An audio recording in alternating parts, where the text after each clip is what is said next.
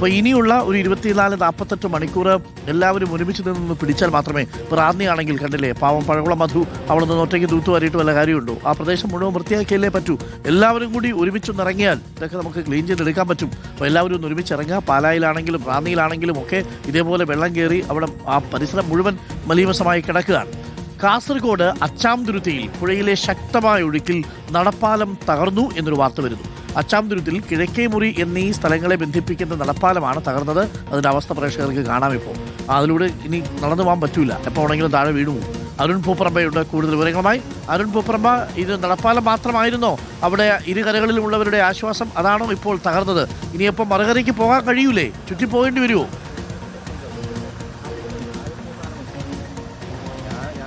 അരുൺകുമാർ, 2 ഗ്രാമങ്ങളെ ബന്ധിപ്പിക്കുന്ന ഒരു നടപ്പാലമാണ് ഈ ശക്തമായ ഒഴുക്കിൽ, പുഴയിലെ ശക്തമായ ഒഴുക്കിൽ തകർന്നത്. അതിന്റെ ദൃശ്യങ്ങളിലേക്ക് നമുക്ക് പോയാൽ കാണാം. അതായത് ഞാനിപ്പോൾ ഉള്ളത് അച്ചാംതുരുത്തി എന്ന കരയിലാണ്. അച്ചാംതുരുത്തിയിൽ നിന്ന് കിഴക്കേ മുറിയിലേക്ക് 2 ഗ്രാമങ്ങളാണ്. ആ ഗ്രാമങ്ങളെ ബന്ധിപ്പിക്കുന്ന നടപ്പാലമാണ്. നിരവധി നാട്ടുകാർ ആശ്രയിക്കുന്ന ഒരു പാലമാണ്. ഇന്നലെ മുതൽ ഈ പുഴകളിലൊക്കെ ശക്തമായ വെള്ളവും അതോടൊപ്പം തന്നെ ഈ ഒഴുക്കും ശക്തമാണ്. ആ ഒഴുക്കിലാണ് ഇന്ന് രാവിലെ ഇത്തരത്തിൽ ഈ നടപ്പാലം തകർന്നത്. നമുക്കതിൻ്റെ ദൃശ്യങ്ങൾ കാണാം. അതിൻ്റെ ഏകദേശം ഒരു നടുക്കുള്ള ഭാഗത്താണ് ഇത്തരത്തിൽ തകർന്നത്. ഈ അക്കരെയുള്ള, അതായത് കിഴക്കേ മുറിയിലുള്ള നാട്ടുകാർ അച്ചാംതുരുത്തിയിലേക്ക് വരാൻ, പ്രത്യേകിച്ച് അച്ചാംതുരുത്തിയിൽ ഒരു സ്കൂളുണ്ട്. ആ കുട്ടികളൊക്കെ അവിടെ നിന്ന് ഇക്കരയിലേക്ക് വരുന്നത് ഈ പാലത്തിലൂടെയാണ് വരിക. അതാണ് ഇപ്പോൾ തകർന്നിട്ടുള്ളത്. ഇപ്പോൾ അതിലൂടെ യാത്രായോഗ്യമല്ല, അപകടാവസ്ഥയിൽ തന്നെയാണ്. ഈ വെള്ളത്തിൻ്റെ ഇപ്പോഴും ശക്തമായ ഒഴുക്കുണ്ട് എന്ന് നമുക്ക് കാണാം. നല്ല നീരൊഴുക്കും ശക്തമായ ഒഴുക്കിലാണ് ഈ പുഴ ഇപ്പോൾ ഒഴുകുന്നത്. എന്തായാലും ഇവിടെ നാട്ടുകാരൊക്കെ ഉണ്ട്, പഞ്ചായത്ത് അംഗം ഉൾപ്പെടെ ഉണ്ട്.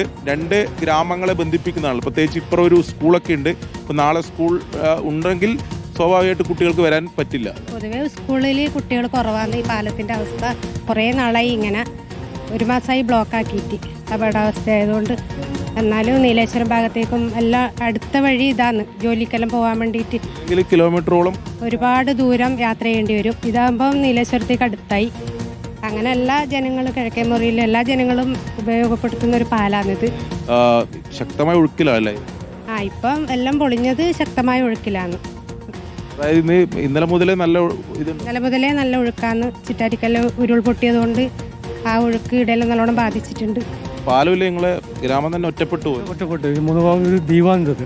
ഈ ദ്വീപിനകത്ത് പറഞ്ഞാൽ പിന്നെ ഒരു 1,000-2,500 ആൾ വസിക്കുന്ന ഒരു ദ്വീപാണ്.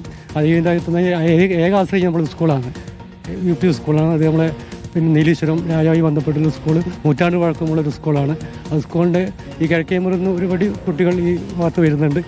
ഈ പാലം നല്ലൊരു സംരക്ഷണത്തിലില്ലെങ്കിൽ ആ കുട്ടികൾ വരാൻ പറ്റാത്തവരാണ്. എന്തായാലും ഈ പാലത്തിലൂടെ യാത്ര യോഗ്യമല്ല. അതിന് വേണ്ടത്ര സംവിധാനം ഉണ്ടാക്കണം. അല്ലെങ്കിൽ നമുക്ക് ഈ കുട്ടികളെ ഇങ്ങോട്ട് കൊണ്ടുപോകാൻ വയ്യാത്ത സാധ്യതയുണ്ട്. അതുതന്നെയാണ് നാട്ടുകാർ പറയുന്നത്. ഈ പാലത്തിലൂടെ ഇനി യാത്ര യോഗ്യമല്ല. ഞാൻ സൂചിപ്പിച്ചതുപോലെ 2 ഗ്രാമങ്ങളെ ബന്ധിപ്പിക്കുന്ന ഒരു പ്രധാനപ്പെട്ട ഒരു നടപ്പാലമായിരുന്നു. ഇല്ലെങ്കിൽ കിലോമീറ്ററോളം ചുറ്റി സഞ്ചരിച്ച് വേണം കുട്ടികൾക്ക് സ്കൂളിൽ വരാൻ, അല്ലെങ്കിൽ ഇപ്പുറമുള്ള ഈ അച്ചാംതുരുത്തിയിലേക്ക് കിഴക്കേ മുറിയിലുള്ള ആൾക്കാർക്ക് വരാൻ. അപ്പോൾ ആ നടപ്പാലമാണ് ഇങ്ങനെ ഇപ്പോൾ തകർന്നിട്ടുള്ളത്. ഇവർ ആവശ്യപ്പെടുന്നത് ഈ നടപ്പാലം പുനർനിർമ്മിക്കണം എന്നൊരാവശ്യമാണ് ഇവർ മുന്നോട്ട് വെക്കുന്നത്. എന്തായാലും ശക്തമായ മഴയിൽ ഇത്തരം അപകടങ്ങൾ കൂടി ഉണ്ടാകുന്നു എന്നതാണ് പ്രധാനപ്പെട്ട കാര്യം. മഴയുടെ ശക്തി കുറഞ്ഞിട്ടുണ്ട്, പക്ഷേ എന്നാൽ നമ്മളിപ്പോൾ ദൃശ്യങ്ങൾ കാണുന്ന പോലെ ഈ പുഴയിലുള്ള ഒഴുക്കിൻ്റെ ഒന്നും ശക്തി കുറഞ്ഞിട്ടില്ല. നീരൊഴുക്ക് ആ ശക്തിയിൽ തന്നെയുണ്ട്. അതുകൊണ്ട് തന്നെ ഈ തീരത്തുള്ളവർക്കെല്ലാം ജാഗ്രതാ നിർദ്ദേശം അധികൃതർ നൽകിയിട്ടുണ്ട്. ഇന്ന് രാവിലെയാണ് ഈ പാലം ശക്തമായ ഒഴുക്കിൽ തകർന്നത്. അരുൺകുമാർ. Okay, thank you. നടപ്പാലം തകർന്നിട്ടുണ്ട്. അരുൺ പൂപ്പറമ്പയാണ് വിവരങ്ങൾ നൽകിയത്. പ്രിയപ്പെട്ട പ്രേക്ഷകരെ, സമയം ഇപ്പോൾ 9 മണി കഴിഞ്ഞ് 46 മിനിറ്റാണ്. ചില ആളുകളൊക്കെ സോഷ്യൽ മീഡിയയിൽ ചോദിക്കുന്നു, എവിടെ മുഖ്യമന്ത്രി, എവിടെ മുഖ്യമന്ത്രിയുടെ പ്രതികരണം? മുഖ്യമന്ത്രി അങ്ങനെ എല്ലാ കാര്യത്തിലും വന്ന് വിശദീകരണം നൽകണം എന്നൊന്നുമില്ലല്ലോ. ക്യാബിനറ്റ് ബ്രീഫിങ്ങിന് ശേഷം അദ്ദേഹം മാധ്യമങ്ങളെ കാണുന്നുണ്ട്. മറ്റ് സംവിധാനങ്ങൾ ചലിക്കുന്നുണ്ടോ എന്ന് മാത്രം നമ്മൾ നോക്കിയാൽ മതി.